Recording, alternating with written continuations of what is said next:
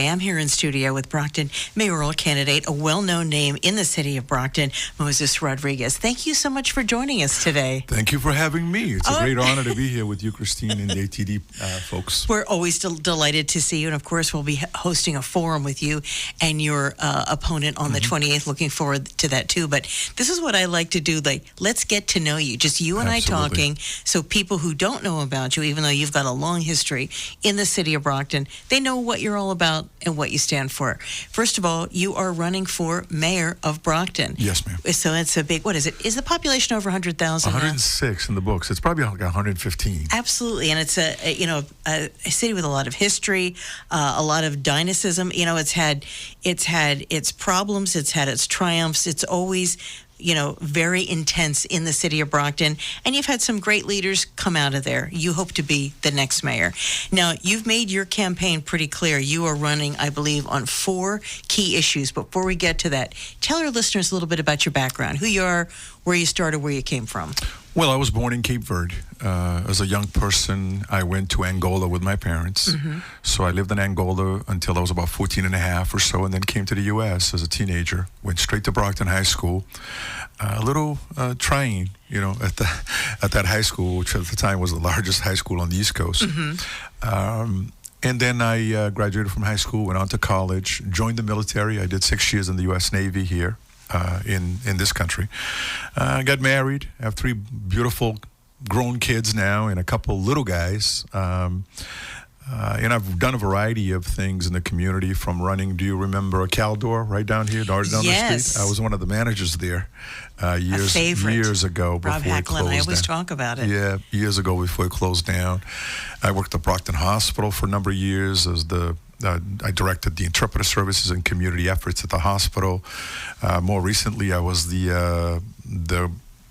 basically the coordinator or the specialist to prevent child abuse within the Archdiocese of Boston. And in the last few years, I've been running the Cape Verdean Association as the executive director.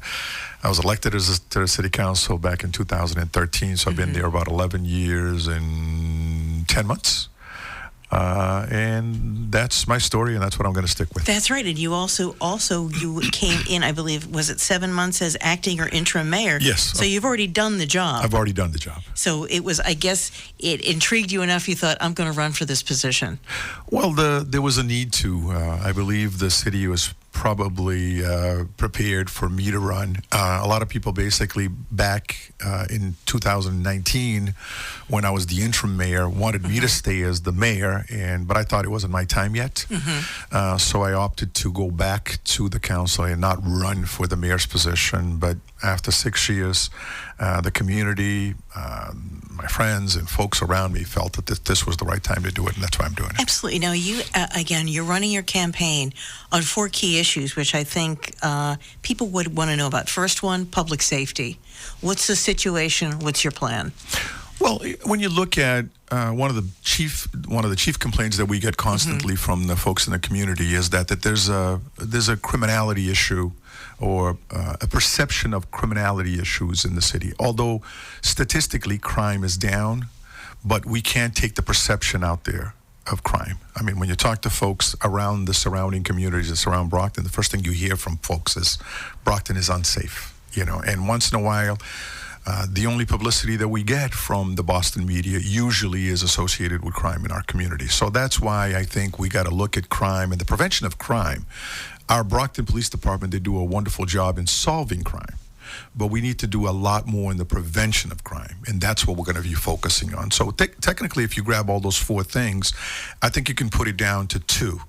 One is basically to look at improving the quality of life of our residents, making sure that our streets are safe, making sure that our streets are clean, making sure that our schools are doing as well as they can do, making sure that people feel safe in their neighborhoods.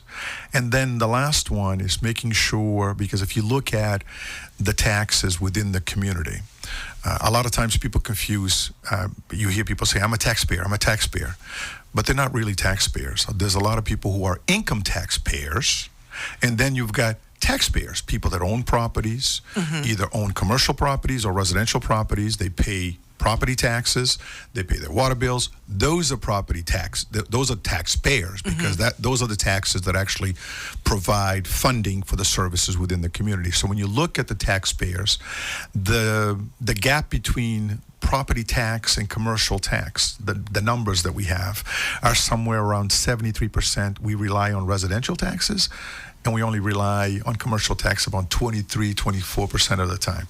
So in reality, you need to bring that number up a little bit, to the 30s, 40s or so you can create a more of a balance between residential taxation and commercial taxations. We're not saying we're going to increase commercial taxes.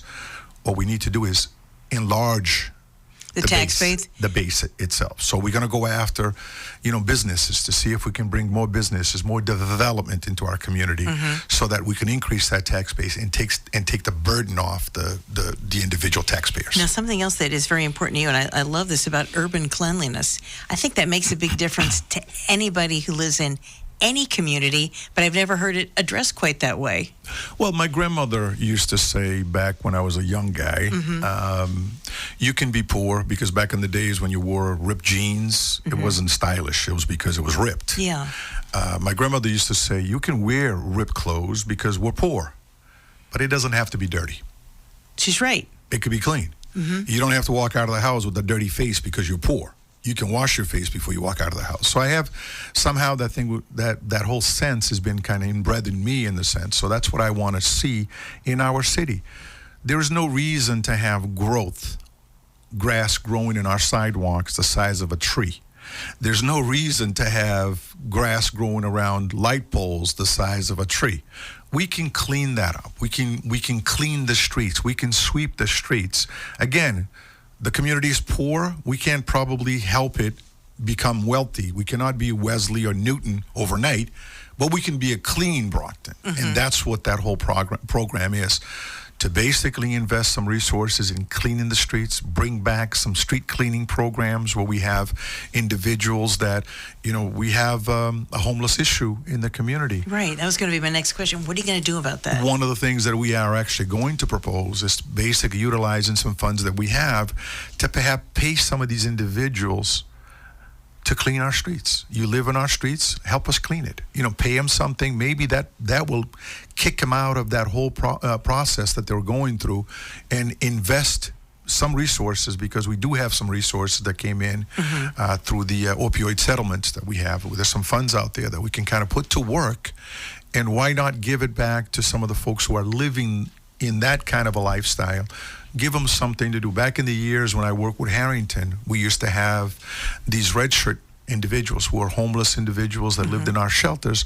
We provided a job to them to clean the streets. So I intend to bring that back with resources from the city itself. What kind of a team are you building around you? Do you have some good experts that will be helping you? Let's say you win this, you have a good transition team. What's going on with that? Well, one of the things that that I pride myself, at least going back to my Harrington days, we used to have a youth council, a mayor's youth advisory council that was very popular. It was made up of young people from the high schools, from the middle schools, from the parochial schools, and the technical schools.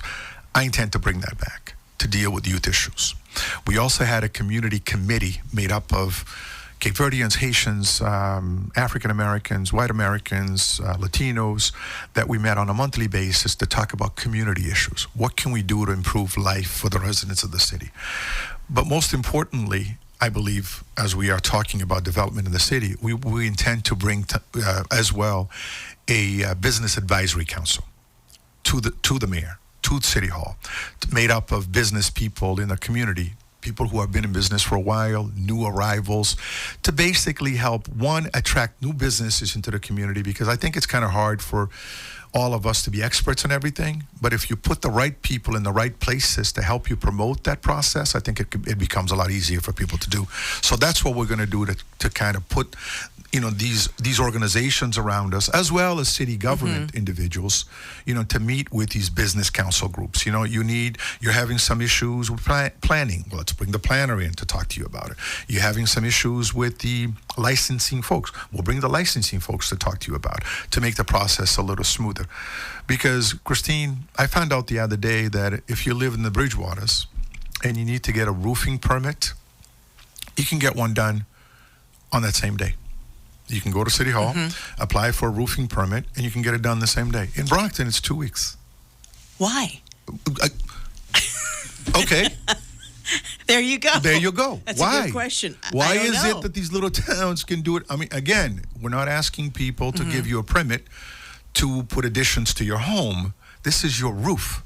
So if you have a roofer who says to you, "Hey, I've got some time next Wednesday to do your roof," go down and go get a permit. Right. In Brockton, you can't do it because it takes you 2 weeks. So those are those low-hanging fruits that we've been talking about that you can fix right away. Make a big difference. Improve life for the folks in our community. What about the schools? You know, we've been covering a number of stories over the years, especially with the big budget deficits, and it looks like how many people had access to the money, who was watching who.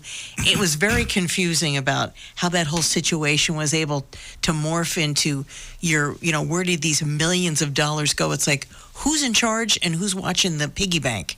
What are your thoughts on that? Well, the issue with the schools is no one stole anything. What happened in school, there was a severe case of mismanagement. When you look at our school system, lost around 800 to 1,000 kids. With COVID, with some of the other issues, people not going back to school, people just opting to do other schools. So we lost anywhere between 800 to 1,000 kids. So when you multiply 1,000 kids times $18,000 that we get in terms of reimbursement per pupil, is your $18 million. But the problem with the school is because of the mismanagement, they continue to spend as if they had the money, as if they never lost a child. They didn't lose one single student. And they continue to spend and spend and spend to a point where it grew to the $18 million by the end of the year. They were signing contracts that they had no business signing contracts. They were purchasing things that they had no business purchasing, because it's like when you run your household, you got $500 to spend. You're not going to spend $1,000 because somebody's going to come knocking. But they spent $1,000 instead of spending just the $500 that they had. In February, they found out that they were around $8 million in the hole. But they kept spending. There was no handbrakes. There was no guardrails. There was nothing. They went on to say, stop, because there's a cliff coming. And they continue to spend and spend and spend to a point where it grew to $18 million. But the interesting thing is, when it first came out, people are like, okay, who has the million under their beds? Who has this under here? Who is that under? When is the FBI coming in to arrest anybody? There was no misappropriation in terms of funds. There was no stealing of funds. What existed was the management was poor, and I think we took the necessary steps to make sure that we put some guardrails to make sure that this thing doesn't happen again. Not going to happen again. What do you think coming into this job? Why will you specifically make a difference as the mayor of Brockton? I think I'm someone that can actually garnish. I've done the job before. When you look at the 8 people that were running for office, none of them actually had experience in city government. None of them have been council president before. None of them have been community chairs before. Even the young man that's actually now my opponent, he's been in the council a couple of times. He's never been council president. He's never been a committee chair within the council, never managed anything in his entire life.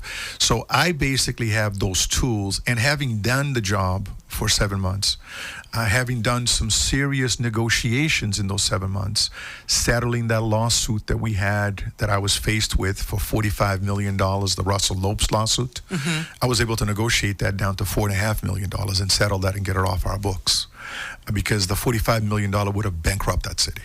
And we were able to settle it for $4.5 million. So you look at some of the other things that we were able to accomplish within that 7 months. Most people in the community felt that I was probably the most appropriate person to take on that job, because I've done the job before. I've managed businesses. I've supervised people. I have the ability to reach across the various ethnic groups that we have. The fact that I speak almost 5 languages also kind of helps. With no accent, by the way. I make it up as I go along. I make it up as I go along. And the interesting thing is, I learned English when I was 16. Was it by watching TV or just being around other people? Well, in school, people always say TV I went in or school, whatever. but TV did help. TV did help. When I came to this country at age 16, I spoke zero English, nothing at all. That's pretty impressive. So that's what I did. I want you to tell me something unique about yourself, like an unusual hobby or something you've done. Are you like a secret, fantastic artist? Do you like to I'm a lousy artist. I can't sing. I can't play any instruments. But one thing that I can do is I have this God-given ability to engage young people. You look at, I belong to a large church in the community. I have a youth group out of that church. I'm the altar server coordinator for the church with a bunch of 12-year-olds, 13-year-olds, 16-year-olds.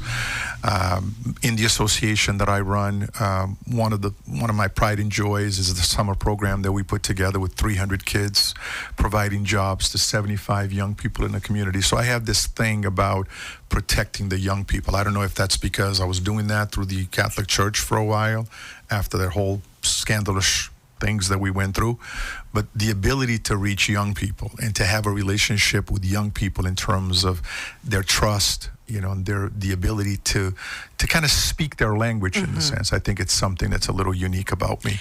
And when you sit down and think about it, I go to schools sometimes to visit the schools, and the teacher would say, "Oh, this is Mr. Rodrigues." And you'd see a 6-year-old or 7-year-old say, "No, that's Moses," and because that's the relationship that I have with the young people, and have the ability to, I think, reach young people and put myself in their shoes. I honestly think it's very difficult for people to be young nowadays with all the pressures that exist out there. It makes it very hard. I agree. And that's right. That is Moises Rodrigues, candidate for mayor of the city of Brockton. He'll be back here with his opponent on the 28th for a political forum that night at 7 o'clock. Any other parting words for our listeners about your candidacy? Well, I just want to thank you and thank the ATD for having me. It's an honor to come here on a regular basis, and I intend to become mayor of this city and come here on a regular basis, whether you want me to or not. No, we do. We've had a great relationship with Bob Sullivan, hoping you continue that. Of course. We started during the pandemic and we just kept it up. People are interested in what's going on. Yeah. But I want to be able to do this and be able to talk to your listeners and stuff like that, because unfortunately we don't have a radio station in Brockton, which is I have spoken with Ed. Yeah. And I'm like, when are you guys coming? Yeah. To help us out? That's right. Well, we broadcast right into Brockton. Now, if people want to find out more about your candidacy, Facebook page, website, what should they do? They can go to our Facebook page. It's I believe it's Elect Moises Rodrigues. Our website is a wonderful website that was put together by a young man that just came from Cape Verde not too long ago. It's Moises, but it's spelled Moises for Brockton. At Rodrigues. They can just Google it and find you. Right. At Rodrigues.com. Well, this is terrific, and thank you for sharing so much about yourself and your candidacy. Great to know all these things about you. Again, we'll have this interview up online so people can listen to it. No, thank you. Moises Rodrigues here running for mayor for the city of Brockton. Thanks so much for joining us today. No, thank you. Thank you for having me. Oh, you're very welcome. Thank you for having me. Oh, you're very welcome. Thank you for having me.